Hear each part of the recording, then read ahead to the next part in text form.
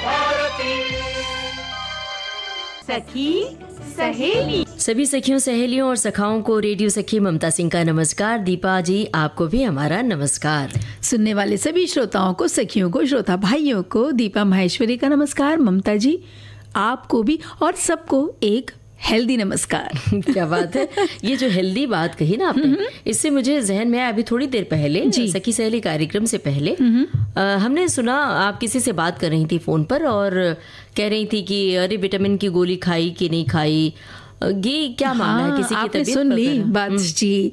घर में हमेशा बड़े बुजुर्गों को याद दिलाते रहना पड़ता है ना कि भाई आप ये चीज़ खा लेना, आप ये गोली ले लेना, और उन्हें किसी एक ख़ास प्रकार की परेशानी है तो उसके लिए हम उन्हें वो गोली दे रहे थे, कुछ विटामिन डी की गोली। लेकिन दीपा जी, ये बड़े बुजुर्गों को तो याद दिलाना ही है, लेकिन खुद को भी याद दिलाना पड़ता है। बिल्कुल। क्योंकि आजकल ऐसा नहीं कि बड़े बुजुर्गों में ही विटामिन की कमी होती है, बल्कि बहुत कम उम्र के, यहाँ तक कि बच्चों से, टीनेज के बच्चों में, युवाओं में और बड़े बुजुर्गों में तो होती है विटामिन की कमी, ख़ास तौर से विटामिन डी की कमी। वजह यह है कि हम लगातार एयर कंडीशन में बैठे रहते हैं, या फिर बच्चे हैं तो स्कूल चले जाते हैं, सुबह से फिर लौटते हैं दोपहर बाद या शाम को, तो उन्हें धूप की एक कण भी नहीं मिलती है। बिल्कुल सही बात है। विटामिन डी सूरज की रोशनी में प्रचुर मात्रा में मिलता है। ये बात बिल्कुल सही है, क्योंकि एसी तो अब स्कूलों में भी होने लगे हैं, तो बच्चे और खेल के मैदान भी छोटे छोटे हो गए हैं, और उनका जब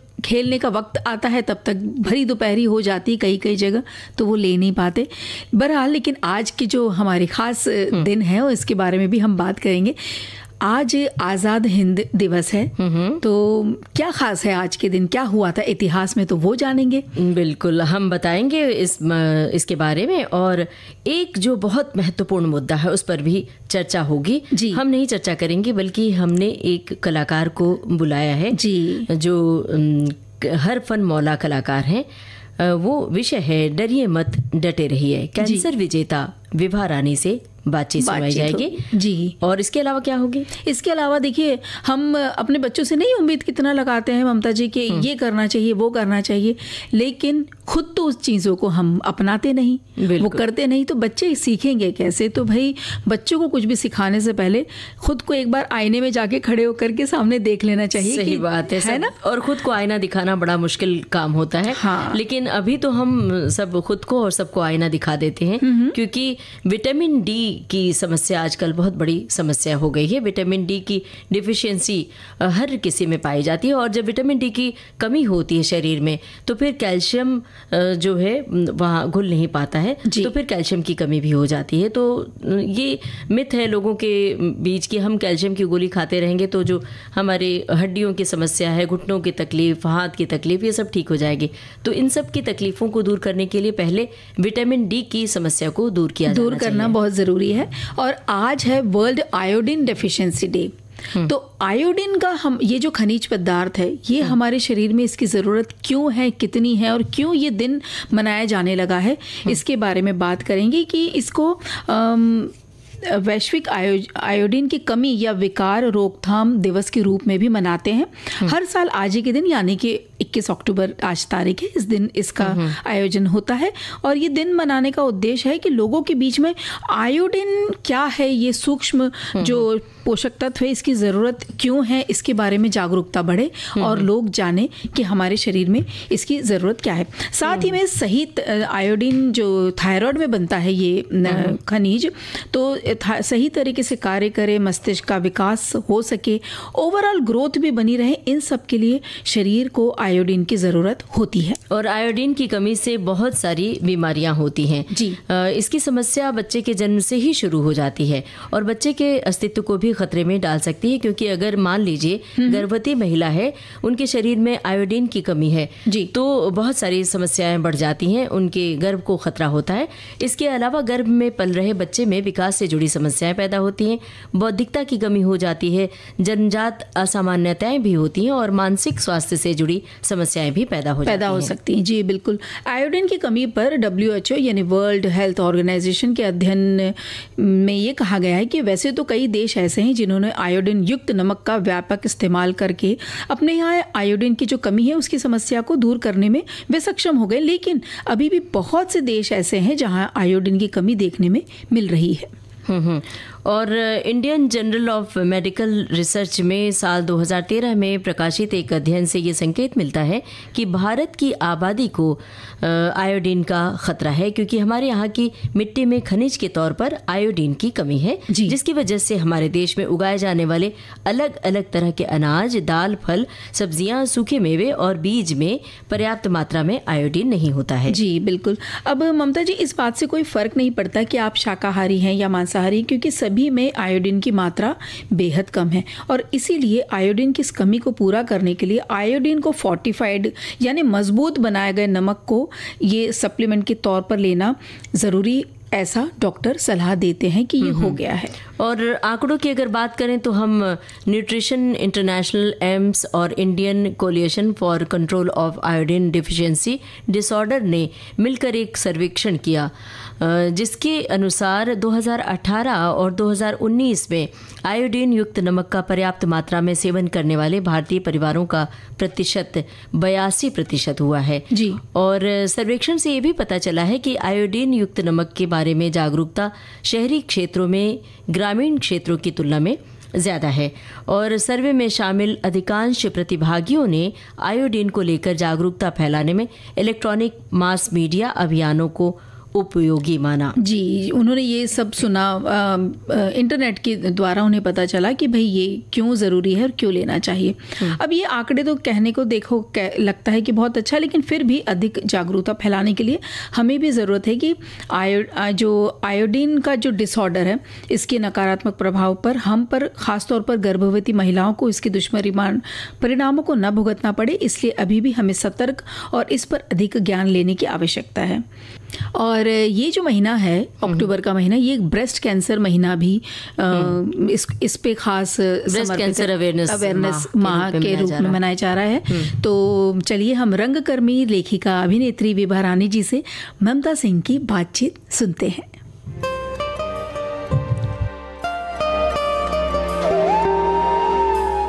दोस्तों नमस्कार। आज विविध भारती के स्टूडियो में हमारे साथ एक ऐसी कलाकार हैं जो नाट्यकर्मी हैं, लेखिका हैं और कवित्री हैं, जिन्हें लाडली मीडिया सम्मान से सम्मानित किया गया है और नेमीचंद जैन नाट्य लेखन सम्मान से भी सम्मानित किया गया है, जिनके नाटकों, कहानियों और कविताओं का कई भाषाओं में अनुवाद भी हुआ है।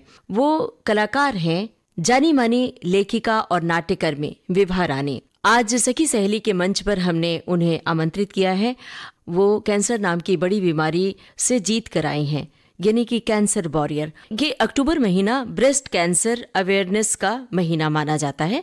आज हमने विविध भारती के स्टूडियो में विभा जी को खास तौर से आमंत्रित किया है कि वो उन तमाम श्रोताओं से जुड़े जो कैंसर नाम की बीमारी से, ब्रेस्ट कैंसर नाम की बीमारी से जूझ रहे हैं और जिन्हें ऐसी आशंका है, किस तरह से सजगता बरतनी है, किस तरह से जीतना है, कैंसर को किस तरह से हराना है, ये सब बातें वो आपको बताएंगे। तो विभा जी, आपका विविध भारती के स्टूडियो में हम स्वागत कर रहे हैं। नमस्कार। नमस्कार ममता जी, और मुझे भी विविध भारती में आकर के बहुत अच्छा लग रहा है और मेरी तरफ से भी सभी श्रोताओं को नमस्कार।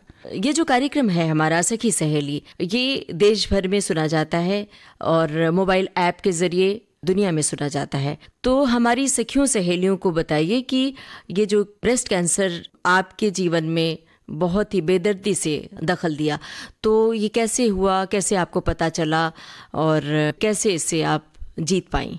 मुझे ये डायग्नोज तो 2013 में हुआ था, लेकिन इसके पहले मेरे बाएं ब्रेस्ट में एक छोटे से दाने के रूप में, जैसे हम अक्सर कहते हैं कि चने के दाल के साइज का एक लंप आया था, जिसे मैं धीरे धीरे बढ़ता हुआ देख रही थी। अगर यूट्रस और ब्रेस्ट की बात होती है तो हम अक्सर गायनी के पास, गायनेकोलॉजिस्ट के पास जाते हैं, तो मैं भी वैसे ही जाती रही और वहाँ से हर बार यह मैसेज लेकर के आती रही कि नहीं, ऐसा कुछ नहीं है, सब कुछ नॉर्मल है। बल्कि एक बार तो उन्होंने कह भी दिया कि 40 की उम्र के बाद औरतों के देह में 74 गांठें निकलती हैं, किस किस गांठ को देखोगे। लेकिन वो लगातार वो ग्रो कर रहा था और पेनलेस था। मैं अपना सेल्फ चेकअप करती रहती थी क्योंकि मुझे मालूम था कि सेल्फ चेकअप करते रहना चाहिए तो ये एक सावधानी थी। बाद में फिर यही बात मैंने वो चेन्नई में भी दिखाया, वहाँ पे भी उन्होंने कहा कि कोई दिक्कत नहीं, कोई प्रॉब्लम नहीं है, सब नॉर्मल है। लेकिन मेरा मन खटकता था और उसके बाद फिर मैं बॉम्बे आई। बॉम्बे में आकर के मैंने फिर से मैं गायनी के पास गई, तो वहाँ की एक नर्स ने मुझे सजेस्ट किया कि आपको दिखाने से कोई फ़ायदा नहीं होगा, क्योंकि मैम आपको ऑन्कोलॉजिस्ट के पास यानी कैंसर डिपार्टमेंट में ही भेजेंगी, तो आप सीधे ऑन्कोलॉजिस्ट के पास जाइए, वहाँ के ब्रेस्ट ऑन्कोलॉजिस्ट जो हैं उनसे आप दिखाइए। और फिर मैं वहाँ जा करके मैंने वहाँ दिखाया। वहाँ उन्होंने मुझे मैमोग्राफी, सोनोमैमोग्राफी और बायोप्सी ये सजेस्ट किया, और सजेस्ट करा करके मैं तो चली गई थी अपने ऑफिस के काम से भोपाल। और फिर वहाँ रात में मुझे पता चला कि हाँ रिपोर्ट पॉजिटिव है और मुझे कैंसर हो रखा है। फिर लौट करके आई, उसके बाद डॉक्टर से कंसल्ट किया। डॉक्टर ने कहा सूनर इज़ बेटर, लेकिन उस सूनर इज़ बेटर में भी मैं नहीं गई, क्योंकि मेरे पास ऑफिस के बहुत सारे काम थे, बहुत सारी रिस्पॉन्सिबिलिटीज़ थी और मैं नहीं चाहती थी, क्योंकि ये लंबा प्रोसेस है, मुझे मालूम था लगभग साल भर लगेगा। तो मैंने वो सब सारे काम पहले टाए, ऑफिस को भी एक एट ईज करके, और उसके बाद फिर मैंने अपनी सर्जरी करवाई। सर्जरी के बाद केमो सजेस्ट हुआ तो 16 केमो करवाया। केमो के बाद रेडिएशन था, तो रेडिएशन के 31 सेशन थे तो वो करवाया। और उस सब के बाद लगभग 10 महीने लगे इन सब को करने में। और उसके बाद फिर मैंने अपना ऑफिस भी ज्वाइन किया और अपने नॉर्मल लाइफ में आई। लेकिन उसके बाद से लेकर के 10 साल तक, अभी इस चीज़ को लगभग 10 साल हो गए हैं, 10 साल तक जो है वो फॉलो अप और ट्रीटमेंट वो चलता रहा, जो आज भी वो चल रहा है। आज भी मैं दवा खा रही हूँ। जी, ये जो आपने बताया, ये पूरी प्रक्रिया आपने बता डाली, बड़ा सुनने में आसान लग रहा है, लेकिन मुश्किलें बहुत सारी रही होंगी। एक बार सुनते ही कि कैंसर है, कैंसर के नाम से ही लोगों को मानसिक धक्का बहुत जोर का लगता है। तो वो जो मानसिक पीड़ा थी आपकी, उस मानसिक पीड़ा को बताते हुए बताइए कि कैसे आपने मुकाबला किया। जब मैंने फ़ोन किया घर पे और बताया गया कि हाँ रिपोर्ट पॉजिटिव आई है, तो एक बार कलेजा धक से ज़रूर हुआ। लेकिन क्या था ना कि ममता जी, मैं बचपन से बहुत बीच बीच में कुछ मैं बीमार पड़ती रही थी, और जब भी कोई भी टेस्ट कराती थी, इन्वेस्टिगेशन, तो सारी रिपोर्ट नॉर्मल आती थी। तो इस बार रिपोर्ट में कुछ आया तो मैंने तो सबसे पहले यही कहा कि चलो इस बार कुछ तो निकला। लेकिन हाँ, अभी मैं अपनी वो आत्मकथा, कैंसर की आत्मकथा लिख रही हूँ, तो अब मुझे समझ में आ रहा है उस सारे माहौल में मैं काम कर रही थी, ऑफिस के काम से भोपाल में गई थी, सारा काम मैं कर रही थी, लेकिन बीच बीच में मैं जैसे कहीं ऑफ हो जाती थी और ध्यान कैंसर पर चला जाता था। लेकिन फिर तब मैंने ये सोचा कि अब मुझे क्या करना, अब तो जो हो गया है, मुसीबत आ गई है, मुसीबत का सामना कैसे करना है, इससे बाहर कैसे निकलना है, ये मेरी जद्दोजहद थी और उस पे मैंने काम किया। तो कैसे लड़ा जाता है, कैसे इस बीमारी से लड़ना चाहिए, जो लोग कैंसर से पीड़ित हैं उनके लिए खास तौर से बताइए। 3 चीज़ें कहूँगी। एक तो अच्छा डॉक्टर, अच्छा हॉस्पिटल। नीम हकीम खतरे जान में मत पड़िए, क्योंकि इस नीम हकीम खतरे जान में मैं अपने मामा जी को खो चुकी जी। इसलिए सबसे पहले ज़रूरी बात तो ये है कि कहीं अगर आपको कोई लंप निकले ब्रेस्ट में, या कहीं आपको कुछ एबनॉर्मलिटी दिखती है कि कई बार पस आता है, कई बार निप्पल अंदर की ओर मुड़ जाते हैं, कई बार उसमें पेन होता है, सबके अलग अलग लक्षण होते हैं। तो अगर वैसा कुछ होता है तो बेखटके, बेसंकोच, बिना किसी संकोच के आप ब्रेस्ट ऑन्कोलॉजिस्ट के पास जाइए। नॉर्मली आपको ब्रेस्ट ऑन्कोलॉजिस्ट मेल मिलेंगे, तो आप ये मत सोचिए कि अरे मैं पुरुष के सामने अपना ब्रेस्ट कैसे दिखाऊंगी। वो डॉक्टर आपका ब्रेस्ट नहीं देख रहा है, वो आपके ब्रेस्ट के भीतर कौन सी बीमारी है उसको खोजने की कोशिश कर रहा है। तो सबसे पहले तो इस हिचक से बाहर निकल करके बेखटके जा करके उनको दिखाइए। फिर उसके बाद अगर आपकी रिपोर्ट पॉजिटिव आती है तो जो ट्रीटमेंट प्रोटोकॉल डॉक्टर कहते हैं उसको रिलीजियसली आप उसको फॉलो कीजिए, उसमें अपना इफ्स एंड बट्स मत लगाइए। और सबसे ज़रूरी है इन सब के ऊपर कि अपना मनोबल बनाए रखना। आप ये मान के चलिए कि आपके पास एक मुसीबत आई है, उसे हटाना है। कैसे हटाना है, उसके लिए आपके सामने तमाम रीजन है। आपके बच्चे हैं, आपका परिवार है, आपके पति हैं, आपकी इस तमाम जिम्मेदारियां हैं। उन सब के लिए, अपने लिए ना भी जिए तो उन सब के लिए जिए, और उन सब के साथ जीते हुए अपने लिए जिए। तो सबसे पहले तो पॉजिटिव बने रहिए, पॉजिटिव बने रहना बहुत ज़रूरी है। हाँ, इलाज की जितनी जो दिक्कतें हैं, जो शारीरिक तकलीफ़ें हैं वो होंगी। वो तो एक सर्दी में जुकाम में भी आपकी नाक बहती रहती है, तो आप क्या करेंगे, आपको तो उसको टॉलरेट करना होता है। तो इसमें भी आपको वो करना पड़ेगा, लेकिन वो हिम्मत बनाए रखिए। तो किस तरह की जांच करवानी चाहिए? देखिए, एक तो आमतौर पर ये कहा जाता है और डॉक्टर्स भी कहते हैं और हॉस्पिटल्स भी कहते हैं कि आफ्टर 40 हर महिला को अपना 1 साल या 2 साल में एक बार थॉरो हेल्थ चेकअप जिसे कहते हैं वो करा लेना चाहिए, जिसमें ब्रेस्ट और यूट्रस की जांच बहुत ज़रूरी होता है। मैमोग्राफी से आपका ब्रेस्ट में अगर कहीं कोई एबनॉर्मेलिटी है तो उससे पता चलता है। मैमोग्राफी मस्ट होता है, जबकि हालांकि मैमोग्राफी बहुत ही पेनफुल प्रोसेस है और मैं हमेशा कहती हूँ कि इस मैमोग्राफी मशीन को किसने बनाया, जिसने बनाया उसको कोई दया माया नहीं होगी, उसने ऐसा ये मशीन बनाया। ये डॉक्टर लोपामुद्रा हैं जो ब्रेस्ट कैंसर रिसर्चर हैं, साइंटिस्ट हैं, यूएस में रहती हैं, और उनसे मैंने यही सवाल पूछा था, अगर मैमोसोनोग्राफी करना ही है तो मैमोग्राफी क्यों किया जाता है? तो उन्होंने ही ये कहा था कि मैमोग्राफी करना इसलिए ज़रूरी होता है कि उससे हमें किसका ब्रेस्ट कैसा, कितना डेंस्ड है, इसका पता हमें चलता है, और उसके बाद फिर हम अगर उसमें कहीं कोई एबनॉर्मेलिटी होती है तो फिर हम मैमोसोनोग्राफी से फिर और उसको हम कंफर्म करने की कोशिश करते हैं जी। तो इसलिए मैमोग्राफी मस्ट है, उसमें तकलीफ है तो है, कुछ नहीं किया जा सकता है। ब्रेस्ट कैंसर से आप जीत कर आएं बाकायदा, और अपने श्रोताओं को बता दें कि न केवल जीत कर आएं बल्कि आप एक नई जिंदगी जी रही और बहुत ही इंथुजियास्टिक, बहुत ही उमंग और उत्साह के साथ जी रही हैं। तो कुछ टिप्स हमारे श्रोताओं को दीजिए कि इस बीमारी से लड़ने के लिए क्या कुछ करना चाहिए, किस तरह की सजगता, किस तरह की अवेयरनेस होनी चाहिए? 2 तरह से मैं कहना चाहूँगी कि एक तो होता है मरीज जिसे ब्रेस्ट कैंसर या कैंसर हुआ है, और दूसरे हैं उसके घर वाले। तो सबसे पहले तो घर वालों की हिम्मत और घर वालों का सपोर्ट पेशेंट के लिए बहुत ज़रूरी होता है। तो घर वालों को उसके लिए भी मेंटली तैयार होना होगा और उसे हर तरह का सपोर्ट देना होगा। कई पेशेंट को देखा कि उसे ब्रेस्ट कैंसर डायग्नोज हुआ, उसके पति उसे छोड़ के चले गए, या उसे घर में बंद कर दिया गया और अछूतों की तरह उसके साथ बिहेव किया गया, या किसी को पता नहीं चलने दिया गया कि हमारे परिवार में कोई कैंसर का मरीज है। हाँ, छुपाते हैं, कह रहे बता देंगे तो उसके घर में उसकी शादी नहीं होगी, ये होगा। तो ये सब जो रूढ़ियाँ हैं और बेफजूल बातें हैं, ये फिजूल की बातें, इन सब से निकलें सबसे पहले तो ये। दूसरी बात ये है, जैसे आप बहुत सारी चीज़ों की प्लानिंग पहले से करते हैं, तो उस तरीके से कैंसर की प्लानिंग के लिए आप सबसे पहले इंश्योरेंस ज़रूर करवाएं, क्योंकि कैंसर चाहे जो कुछ भी हो बहुत खर्चीला रोग है, उसमें बहुत खर्च आता है। आप मेडिकल इंश्योरेंस में और स्पेशली कैंसर इंश्योरेंस में इन्वेस्ट करना शुरू कीजिए, आज से और अभी से करना शुरू कीजिए, ये बहुत ज़रूरी है। उसके बाद अगर आपको केमो और रेडिएशन देना है तो एक पर्टिकुलर लेवल तक ब्लड काउंट होना ज़रूरी है, अदरवाइज आपका केमो किया नहीं जाएगा। ब्लड काउंट आपका सही रहे, इसके लिए खाने पीने पर ध्यान, आराम पर ध्यान, और दूसरे के अगर आप बहुत पब्लिक फिगर हैं तो पब्लिकली अपने आप को थोड़ा सा रिस्ट्रिक्ट कर लीजिए। जैसे मेरे केस में मेरे डॉक्टर ने साफ साफ कह दिया था कि आप कहीं नहीं जाएंगे, बस घर से हॉस्पिटल और हॉस्पिटल से घर, और उसके बाद आई प्रॉमिस कि you will rock the stage, ये उनके वर्डिंग थे। क्योंकि केमो आपको अगर पड़ रहा है, केमो आपको बहुत कमज़ोर बनाता है, वो आपके कैंसर के सेल को मारता है, साथ साथ आपके हेल्दी सेल्स पर भी वो अटैक करता है। रेडिएशन भी उतना ही सेंसिटिव है। जब मेरा रेडिएशन हो रहा था तो मुझे डॉक्टर ने पहले ही बताया कि चूंकि आपका ब्रेस्ट लेफ्ट साइड का आपका कैंसर है, यहाँ हार्ट है, तो बहुत छोटी छोटी सारी नसों को बचाते हुए मुझे आपको रेडिएशन देना है।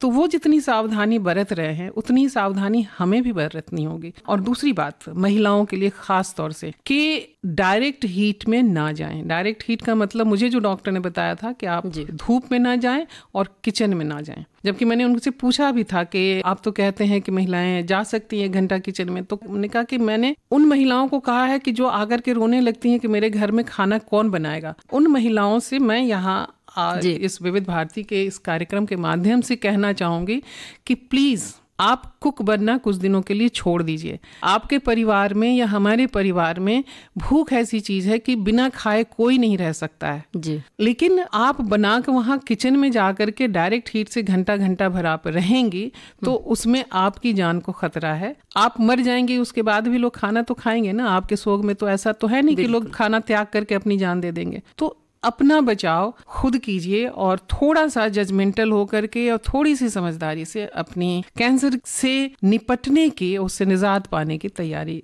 जरूरी है जी। अपनी जो निराशाएं हैं, अपने जज्बात को साझा करने के लिए आपने 2 किताबें लिखी जी। थोड़ा सा जिक्र कीजिए। कैंसर बहुत आपको अवसाद में भी ले जाता है, आपको लगने लगता है इतनी बड़ी बीमारी हो रही है, इतना पैसा खर्च हो रहा है, घर के सारे लोग परेशान हैं। हम ये मानते हैं कि आपको अगर उसमें रुलाई आ रही है तो आप रो लीजिए। आप अगर किसी के सामने नहीं रो सकती हैं तो बाथरूम में जाकर रो लीजिए। मैं भी रोई थी, ऐसा नहीं है कि मैं नहीं रोई थी, इतनी ज़्यादा मजबूत मैं भी नहीं हूँ। लेकिन उसके बाद आप ठंडे दिमाग से सोचिए कि मुझे करना क्या है। मैंने उन सब अवसादों को कम करने के लिए कविताएं लिखनी शुरू की थी। उस समय मैं छोटे छोटे रील्स बनाती थी। मैंने अपने घर में अवितोको रूम थिएटर के तहत प्रोग्राम करवाने शुरू किए थे और लोगों ने मुझे बहुत सहयोग किया था। तो आपसे भी हमारा यही कहना रहेगा कि आप जो भी करना जानते हैं, आपको किताब पढ़ना अच्छा लगता है किताब पढ़िए, आपको भजन गाना अच्छा लगता है भजन गाइए, आपको हंसना अच्छा लगता है हंसिए, आपको किचन का काम करना अच्छा लगता है तो किचन का काम कीजिए। आप बाहर बैठ करके चावल चुन दीजिए, सब्जी काट दीजिए, आटा गूंद दीजिए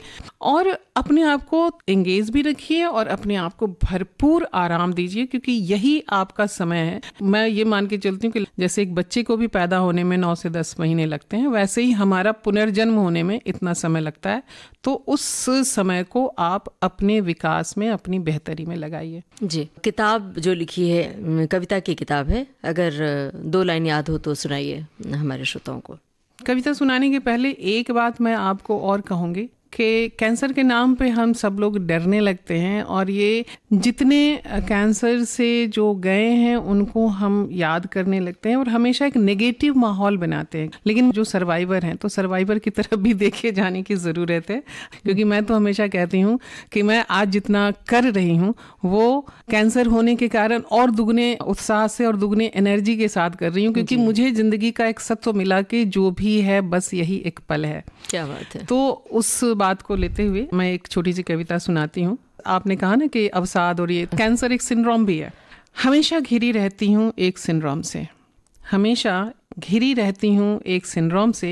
आया कैंसर, आया कैंसर, जैसे ही दुखता है पेट, पीठ, पैर, गला, जैसे ही दुखता है पेट, पीठ, पैर, गला, दिखा लेती हूँ डॉक्टर को तत्पर, खुश हो जाती हूँ रिपोर्ट को पाकर, नाचने लगती हूँ मेघनाथ साहा के गीत पर।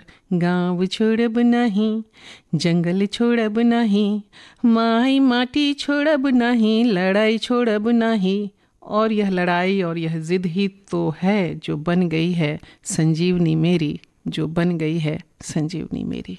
क्या बात है, सलाम करते हैं आपके जज्बे को। मैं यहाँ एक चीज़ और बहुत ज़रूरी है इस बात को मेंशन करना कि महिलाओं में ब्रेस्ट कैंसर तो है ही, आजकल पुरुषों में मेल ब्रेस्ट कैंसर बहुत तेज़ी से फैल रहा है। तो इसलिए मैं वही सेल्फ चेकअप और इन सब बातों की ओर पुरुषों का भी ध्यान आकर्षित करना चाहूँगी कि आप भी अपने ब्रेस्ट की चेकअप और सेल्फ टेस्ट आप ज़रूर करते रहें बीच बीच में। और जैसे ही अगर आपको कुछ एबनॉर्मेलिटी दिखती है अपने ब्रेस्ट में तो आप ज़रूर तुरंत आप ब्रेस्ट ऑन्कोलॉजिस्ट के पास जाएं और वहाँ से ट्रीटमेंट लें, क्योंकि ये बहुत ही ख़तरनाक तरीके से आगे बढ़ रहा है और इस पर हमारा ध्यान जाना बहुत बहुत ज़रूरी है। क्या बात है, बड़ी ज़रूरी बात आपने बताई है और हमें उम्मीद है कि हमारे श्रोता ज़रूर इस ओर सजग होंगे।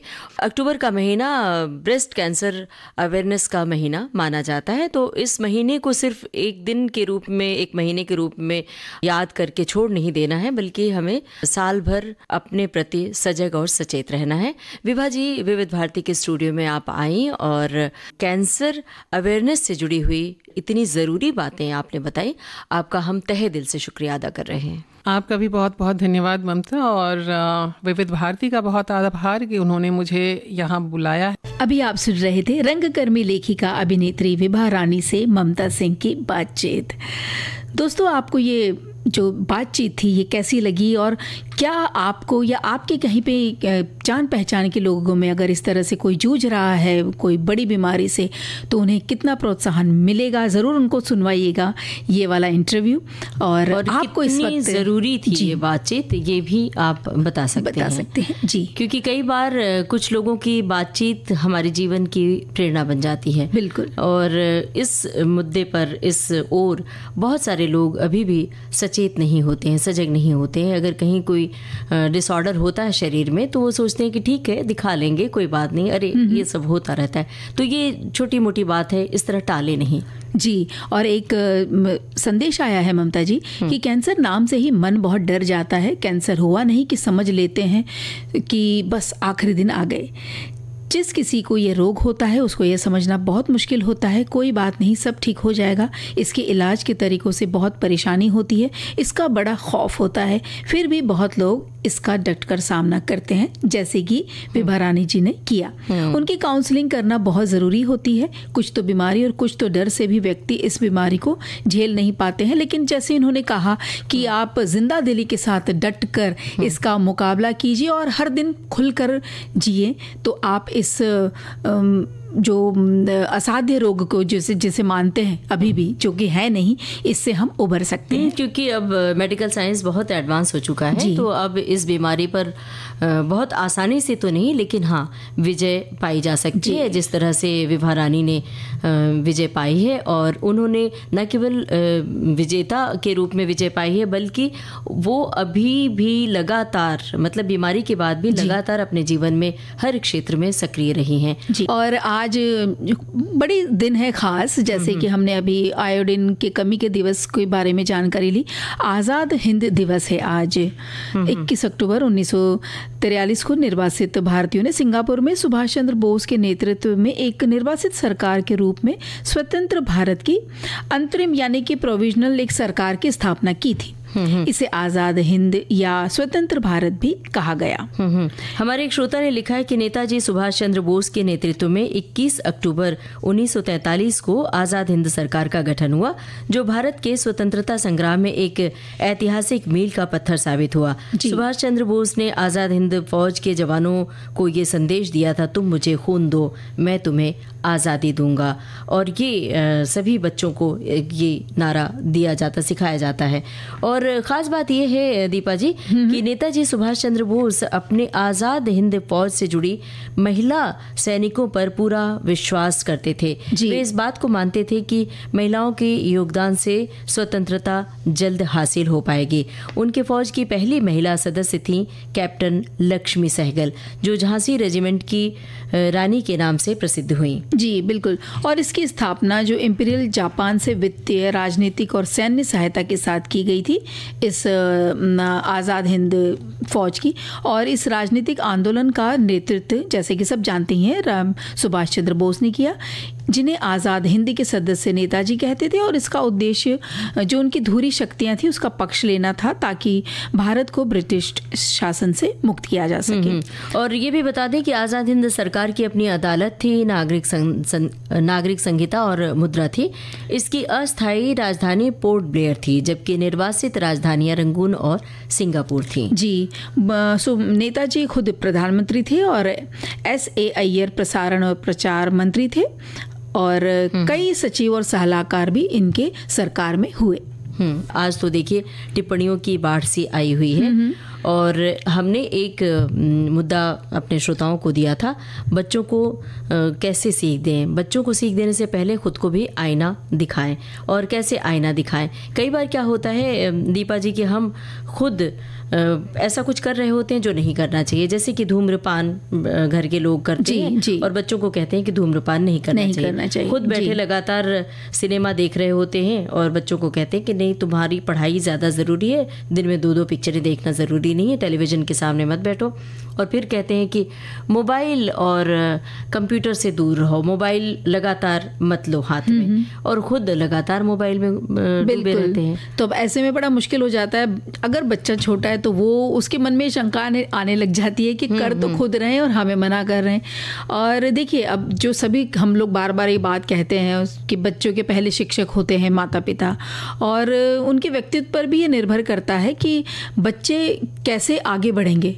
यही बात पेरेंट्स खुद कैसे अपना व्यक्तित्व प्रस्तुत कर रहे हैं बच्चों के सामने। यही बात तो हमारे एक श्रोता ने भी लिखी है। जी, ऐसा कुछ तो हमें पढ़ के सुनाइए ना। हमारे एक श्रोता ने लिखा है कि अधिकांश बच्चे अपने ही घर में माता पिता से अच्छी बुरी बातें सीखते हैं। वे अपने आसपास के लोगों के माहौल से भी बहुत कुछ सीख लेते हैं।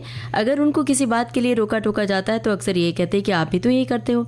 बच्चों के सामने बहुत सोच समझकर अपनी कहनी और करनी चाहिए। बिल्कुल, देखिए क्या बिल्कुल सही कहा उन्होंने, मन की बात ही कह दी। जैसे कि एक और ये देखिए संदेश आया है कि भाई आईना तो सभी देखते हैं और सजते संवरते भी हैं, लेकिन इसके अतिरिक्त उस आईने से और कोई कार्य करने में प्रायः असमर्थ ही रहते हैं। लेकिन ये जिंदगी है जो समय समय पर हमें आईना दिखाया ही करती है। फिर जब ये जिंदगी हमें अपने आईने को दिखाती है तब तक चिड़िया चुग गई खेत वाली बात हो जाती है और हम इस परिस्थिति में स्वयं को सचेत करना चाहिए। फिर खासकर बच्चों के मामले में तो हमें और भी ज़्यादा सचेत रहना चाहिए, क्योंकि वे जिज्ञासु प्रवृत्ति के होते हैं, अनुकरणीय भी हुआ करते हैं। ऐसे में जब वे अनुकरण करते हैं तो हमें उनके समक्ष एक आदर्श उदाहरण प्रस्तुत करना चाहिए ताकि वे एक आदर्श नागरिक बन सके। नहीं तो हमारी त्रुटियों का अनुकरण करते हुए हमारे जैसा ही बनेंगे। और इस दृष्टिकोण से उन्हें कुछ उपदेश देने से पहले स्वयं को उस तक खरा उतरना चाहिए जिससे हमें उपदेश न लगे। तो भाई सच में इतनी सारे हमें अनुकरण और उपदेश वाली बात हो, जब हम बहुत ज़्यादा बच्चों को समझाने का भी लेकिन एक तरीका होता है ना ममता जी, हर बार हर चीज़ उपदेशीय तरीके से तो नहीं होना चाहिए। बहुत सारे तरीके होते हैं, कहानी है, कविता है, फिल्मों की कहानी है जी, फिल्में हैं और रोज़मर्रा की ज़िंदगी की घटनाएं हैं जो हम बता दें उन्हें और जिससे वो खुद ही समझ जाएं कि जैसे क्या होता है कि जब हम ट्रैफिक सिग्नल पर होते हैं जी, तो जल्दी है, हड़बड़ी है, जब खुद ट्रैफिक सिग्नल तोड़ेंगे तो बच्चे से कहेंगे कि नहीं सिग्नल पे वेट करना चाहिए, ग्रीन सिग्नल का, तो बच्चे नहीं सीखेंगे।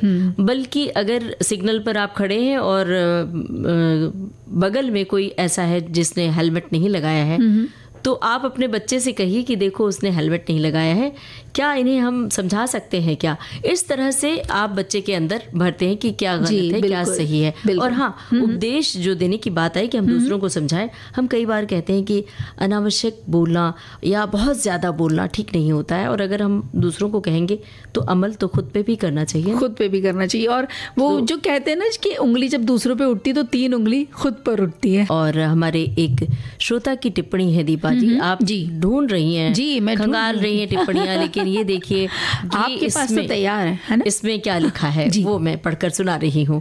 एक श्रोता ने लिखा है कि भाई ये जो विषय है बाल मानस मेरा प्रिय विषय है। मेरे बच्चे की जब 10वीं कक्षा शुरू हुई तो हम सब ने घर के टीवी और केबल को अलविदा कह दिया। पूरे परिवार ने 2 साल तक 0 टीवी का व्रत रखा। क्या बात है भाई। आज वो विश्व की टॉप 5 कंपनी में से एक बड़े पद पर आनंदपूर्वक सफलतापूर्वक आगे बढ़ रहा है। बहुत अच्छा लग रहा है ये जानकर। उसने भी हमको श्रेय दिया कि अगर टीवी नहीं था तो अभ्यास में संपूर्ण ध्यान लगा था। सभी अभिभावकों को अमल करना चाहिए। ये तो कितनी बड़ी बात है कि भाई 2 साल तक टेलीविज़न के पर्दे से आप दूर रहे। तो ये सही बात है कि अगर आपको बच्चों को पढ़ाना है तो ऐसा नहीं हो सकता है कि आप बगल वाले कमरे में बैठ के टेलीविज़न के पर्दे से चिपके रहें और मोबाइल में और बच्चे को कहें कि भाई तुम सिर्फ किताबें पढ़ते रहो। बिल्कुल। और जब उन्होंने कनेक्शन ही हटा दिया पूरे घर से तो बच्चों को भी पता है कि माता पिता भी अब कहीं और कुछ काम में व्यस्त हैं, तो वो अपना कहीं मनोरंजन नहीं कर रहे हैं और हमसे नहीं कह रहे हैं। और जाहिर सी बात है दीपा जी कि जब इन्होंने कनेक्शन हटाया होगा तो 10th में पढ़ने वाले बच्चे की ओर से जरूर विरोध हुआ होगा कि अरे मम्मी पापा आपने ये क्या किया, मेरे साथ अत्याचार हो रहा है। लेकिन आज जब वो बड़े ओहदे पर पहुंचे हैं तो उनको भी एहसास हो रहा होगा। बिल्कुल। और ये बच्चों को सीख से पहले एक ही संदेश है कि कुछ बातों का ध्यान हमें भी रखना चाहिए। ये कहते हैं गुस्सा आने पर खुद को शांत करने के लिए एक कदम पीछे खींच लें, अपने बच्चे से दूर कहीं देखें और कुछ गहरी सांस लें और पढ़ने के लिए जगह का माहौल चेक करें कि कुछ डिस्टर्ब करने वाली चीज़ तो नहीं है। अगर आपका बच्चा मोबाइल देख रहा है तो आप भी कुछ और काम कर लें। मतलब बार बार उनका ये कहना है कि टोका टाकी, मतलब बहुत उसे टोके ना। बच्चा हमेशा आपको देखकर काम करना सीखता है। अगर आपकी बातचीत में कनेक्शन नहीं बन रहा है तो बच्चे आपका ध्यान पाने के लिए बुरा बर्ताव कर सकते हैं। तो ये भी होता है कभी कभी कि माता पिता अगर नहीं सुन रहे हैं बात तो बच्चे कुछ अलग तरीके से यानी रोषपूर्ण तरीके से वो फिर अपना ध्यान आकर्षण करना चाहते हैं। और एक श्रोता लिख रहे हैं कि कई बार क्या होता है कि हम बहुत ज़ोर ज़ोर से चिल्लाते हैं और बच्चों से कहते हैं कि धीरे बात किया करो। अगर हम खुद चिल्लाकर बात करेंगे तो बच्चे भी हमें देखकर चिल्लाएंगे। इसीलिए जारी है कि बच्चों को कुछ सीखने से पहले आप स्वयं उसे अमल करें, तब बच्चों को सिखाएं, क्योंकि बच्चे वही देखते हैं सीखते हैं जो वो देखते हैं। एक श्रोता ने लिखा है कि हम आईना तो रोज देखते हैं, आईना देखकर तैयार होते हैं। हाँ। लेकिन यहाँ पर बात उस आईने की नहीं है, वो जो मन का आईना होता है ना, दिमाग का आईना होता है। आज हम उसकी बातें कर रहे हैं कि जो मन का आईना होता है उसमें खुद को देखें कि हम क्या कर रहे हैं। बिल्कुल। अच्छा, एक चीज़ और है कि बच्चों को शारीरिक रूप से, सामाजिक रूप से और बौद्धिक के तीनों रूप से विकसित होने में माता पिता को मदद ज़रूर करनी चाहिए। जैसे अब शारीरिक की बात अगर करें तो अगर खुद कसरत नहीं करेंगे या खुद ध्यान प्राणायाम में नहीं बैठेंगे और फिर बच्चे को बोलेंगे कि नहीं तुम 10 मिनट के लिए देखो, प्राणायाम किया करो, क्योंकि इससे ऑक्सीजन आपके शरीर में जाएगा तो आपके पढ़ाई में मदद मिलेगी, आपको अच्छे से ध्यान रहेगा, हर चीज़ आप अच्छे से लिख सकेंगे, याद रख सकेंगे। लेकिन वहाँ बहुत ज़रूरी है कि पहले आप सुबह उठ करके रोज़ करें, और समझाने की ज़रूरत नहीं है, कुछ वक्त के बाद खुद आपका बच्चा वो चीज़ करने लग जाता है। मतलब जीवन में अनुशासन बहुत ज़रूरी है। अगर आप अनुशासित जीवन जी रहे हैं तो बच्चे भी अनुशासित होते हैं। अगर आप डिसिप्लिन का पालन नहीं करते हैं, समय से उठना, समय से जागना और समय से सोना और समय से दफ्तर पहुंचना, ये सब जब बच्चे देखते हैं कि आप हड़बड़ी में भाग रहे हैं, टाइम पर नहीं पहुंच रहे हैं, तो बच्चे भी वही सीखते हैं। बिल्कुल। और कुछ संदेश हमारे महत्वपूर्ण थे बाकी रह गए, जैसे कि आयोडीन की कमी की इसके बारे में, आयोडीन की कमी से भी बचने की मैं कह रही थी वो बात कि उससे भी बचना बहुत ज़रूरी है। क्यों? क्योंकि शरीर क्या होता है, अगर आयोडीन की कमी है तो तमाम तरह की समस्याओं से आपको जूझना पड़ सकता है। जी, जैसे कि थायराइड हार्मोन का उत्पादन आयोडीन के स्तर कम होने से होता है। माना जाता है कि थायराइड हार्मोन चयापचय, विकास और अन्य कार्यों को नियंत्रित करता है। शरीर में आयोडीन के बिना पर्याप्त मात्रा में थायराइड हार्मोन का उत्पादन करने में असमर्थता होती है और कई स्वास्थ्य संबंधी समस्याएं उत्पन्न होती हैं। एक श्रोता ने लिखा है कि आयोडीन की कमी तब होती है जब शरीर को पर्याप्त आयोडीन नहीं मिलता है, और कई बार लक्षणों में थायराइड का बढ़ना भी देखा जाता है। और विश्व स्वास्थ्य संगठन के अनुसार आयोडीन की कमी दुनिया भर में मानसिक और विकासात्मक विकलांगता के सबसे रोकथाम योग्य कारणों में से एक है। और ये भी लिखा है कि जागरूकता के लिए ये दिन मनाया जाता है हमारे देश में सरकार द्वारा, और कई कार्यक्रम भी चलाए जाते हैं। अगर आपको आयोडीन की कमी है तो आप नमक का सेवन करें, उससे कई रोग भी हो सकते हैं नमक की कमी से। और दिन में हड्डियों में, मतलब ये कुछ इस तरह से कहना चाह रहे हैं, दिन में जो सूरज की रोशनी होती है, जो धूप मिलती है, उससे भी आपकी समस्या बढ़ती है अगर आप नियमित रूप से धूप नहीं लेते हैं। और आयोडीन की कमी से हड्डियों में सूजन भी आ सकती है, तो ये भी ख्याल रखना चाहिए आप सभी को। जी, एक और संदेश है कि गर्भावस्था के दौरान आयोडीन की कमी में गर्भपात, मृत्यु जन्म और जन्मजात सामान्यताएं हो सकती है। आयोडीन की कमी से मानसिक दुर्बलता भी हो सकती है। और जो इंटरव्यू सुनाया था ममता जी विभा रानी जी से, जो कैंसर विजेता रही हैं, तो उसके बारे में भी कई संदेश आए हैं। ये एक संदेश आया है कि कितनी अच्छी कैंसर के बारे में जानकारी दी और हर अच्छाई से बताई। हमारे घर के पास में भी एक महिला हैं और अब वो ठीक हैं और वो भी कैंसर से ही ठीक हुई हैं और बहुत संघर्ष किया उन्होंने और इस बीमारी से उन्होंने जीत पाई है। साथ में एक और संदेश है कि नाट्यकर्मी विभा रानी जी से बातचीत और उनके द्वारा पूर्ण संयम से ब्रेस्ट कैंसर के बारे में विस्तृत जो जानकारी दी गई और उनकी सकारात्मक सोच सभी के लिए प्रेरणादायक है। हमें वो कहती हैं कि भाई हमेशा डटे रहिए, बने रहिए और जिंदा दिल रहिए, तो ये बात उन्हें बहुत भाई है। एक श्रोता ने और लिखा है कि विभा रानी का धन्यवाद इस बात के लिए कि इतनी सारी जानकारी दी, और विविध भारती परिवार का शुक्रिया आप सभी श्रोताओं का कि आपने ध्यान से सुना और त्वरित प्रक्रिया दिया। और सचमुच बहुत ज़रूरी है ब्रेस्ट कैंसर के प्रति अवेयरनेस, कैंसर नाम की बीमारी के प्रति सजगता। लेकिन चूंकि अक्टूबर महीना ब्रेस्ट कैंसर अवेयरनेस महीना माना जाता है, तो ये खास मकसद है इसका कि आप सभी सजग और सचेत रहें। और इसमें बड़ी मुद्दे की बात विभा रानी ने ये भी बताई कि अभी महिलाओं के साथ साथ ये पुरुषों में भी बीमारी बढ़ रही है, तो इस पर सचेत होने की बहुत ज़रूरत है। दीपा जी, घड़ी की ओर देखिए, बिल्कुल भी वक्त नहीं है कि हम कुछ बोले बतियाएं या गाना सुनवाएं। लेते हैं सखियों और सखाओं से इजाज़त।